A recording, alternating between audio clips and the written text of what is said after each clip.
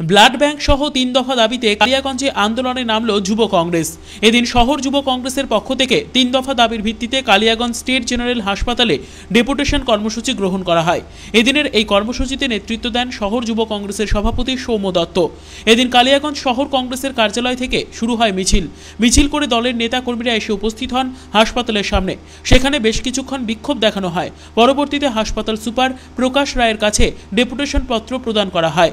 এদিন সংবাদ মাধ্যমের মুখোমুখি হয়ে শহর যুব কংগ্রেসের সভাপতি সৌম্য দত্ত জানিয়েছেন, এখনো পর্যন্ত কালিয়াগঞ্জে কোনো ব্লাড ব্যাংক নেই, যার কারণে প্রতিনিয়ত সমস্যার মধ্যে পড়তে হচ্ছে রক্তের চাহিদা সম্পন্ন রোগীদের। এই সমস্যার জন্য কালিয়াগঞ্জ স্টেট জেনারেল হাসপাতালে রোগী কল্যাণ সমিতির চেয়ারম্যানকে প্রশ্ন করেন শহর যুব কংগ্রেস নেতৃত্ব।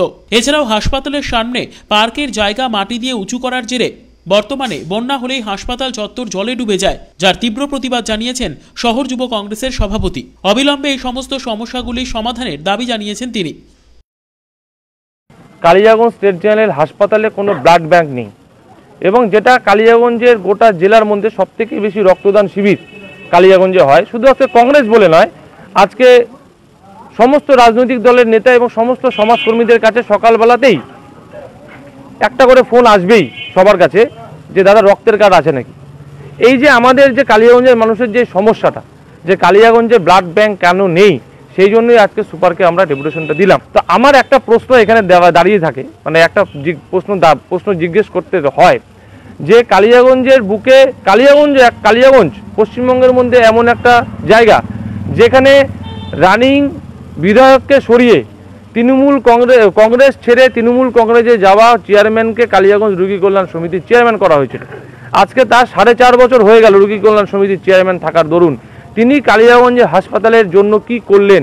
আপনাদের পিছনে দেখুন কালিয়াগঞ্জ হসপিটাল পার্ক তৈরি হচ্ছে, লক্ষ লক্ষ টাকা দিয়ে কালিয়াগঞ্জের হসপিটালের সামনে সৌন্দর্যায়ন করার জন্য পার্ক হচ্ছে, কিন্তু তাতে কি হলো, শুধুমাত্র পার্কের জায়গায় মাটি ফেলে পার্কটাকে উঁচু করা হলো, কিন্তু গোটা হসপিটাল চত্বর বন্যার সময় জলে ডুবে থাকে।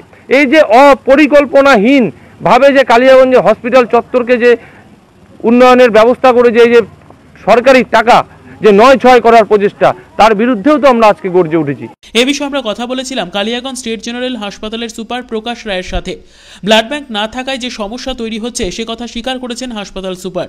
এ ব্যাপারে ঊর্ধ্বতন কর্তৃপক্ষের কাছে পুনরায় আবেদন জানানোর কথা জানিয়েছেন হাসপাতাল সুপার। আসলে ওনাদের কয়েকটা দাবি নিয়ে এখানে এসেছিলেন। যেটা প্রথম ছিল যে এখানে কালিয়াগঞ্জ হসপিটালে একটা ব্লাড ব্যাংক প্রতিষ্ঠিত করতে হবে।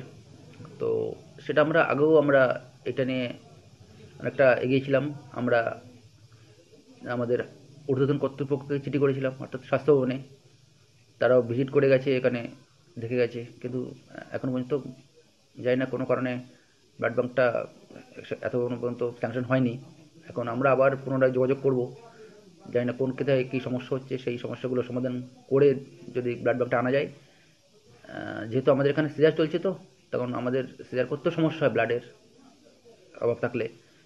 তার কারণ ব্লাড ব্যাংক না থাকলে আমাদের সিজার করতে গিয়ে যদি হঠাৎ রক্তের প্রয়োজন হয়, সেক্ষেত্রে পেশেন্টকে সমস্যা হয়ে পড়ে যেতে পারে। আমাদের এখানে যেহেতু ব্লাড ব্যাংক নেই বলে আমরা রায়গঞ্জ থেকে অল্প সংখ্যক মাত্র ব্লাড আমরা পাই, সেটা দিয়ে কোনো চালাচ্ছি। ব্লাড ব্যাংকটা হলে পরে তো অনেকটা সুবিধা হবে। হ্যাঁ, অবশ্যই আমরা নিশ্চিন্তে সিজারগুলো করতে পারবো। এবং অনেক মা আছেন যাদের রক্তাল্পতায় ভোগেন, তাদেরকে বিভিন্ন সাব সেন্টার বা অন্য জায়গা থেকে, অন্য ছোটো হসপিটালগুলো থেকে এখানে রেফার করে। সেই সমস্ত মাগুলোকে আমাদের এখানে রক্ত দিতে হয় ডাইরেক্ট, ওষুধে যখন কাজ না হয়। তো সেই সমস্ত মাগুলোকে আমরা আরও এখানে নিশ্চিত রাখতে পারবো, তাদের আর রেফারটা করতে হবে না।